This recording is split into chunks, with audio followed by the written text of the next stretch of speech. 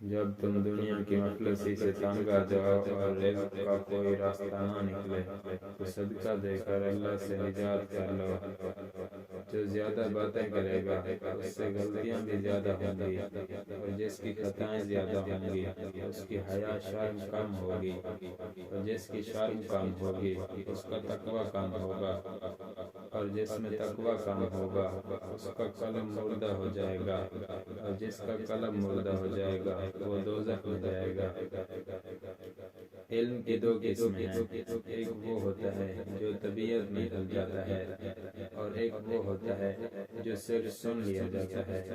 اور سنا سنایا اس وقت تک کام نہیں آتا جب تک مزاج کا جز نہ بن جائے۔